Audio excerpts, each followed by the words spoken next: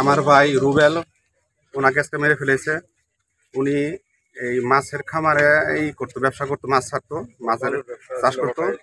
আর ওনার যে যে 15 দিন আগে ওনারে হুমকি দিছে মেরে ফেলবে।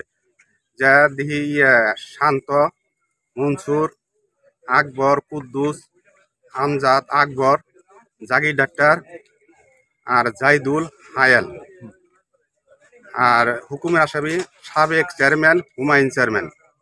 এরা 15 দিন আগে আমার ভাই বলছে যে ওরা মেরে ফেলবে সন্ত্রাসী, তাহলে তুমি তাড়াতাড়ি ওরা বোঝাও, যাতে উনি চাকরি করতো রিহাবে, আপনার ওই যে উত্তর আর কি জব করতো। আর এখানে যে মাছ ছাড়ছে এখানে একটু সময় দিত। তো ওনারে ডাইকা নিচ্ছে শান্ত আর আলো, দুজনে ডাইকা নিচ্ছে। ডাইকা আমি আবার সকালবেলা একটু হাঁটতে গেছি,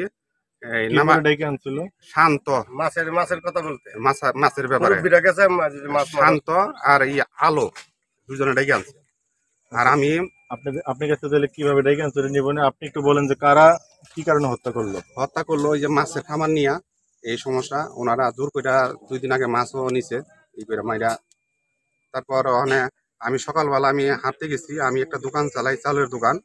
হাঁটতে গিয়ে দেখি মনসুর, আকবর, কুদ্দুস, আমজাদ, জাগির ডাক্তার, হায়াল, জাইদুল ওরা নামার দিক থেকে আসতেছে, এই যে ওই দিক থেকে আইসা দেখি ওনাদের হাতে ব্যাগ, বাজারের প্লাস্টিক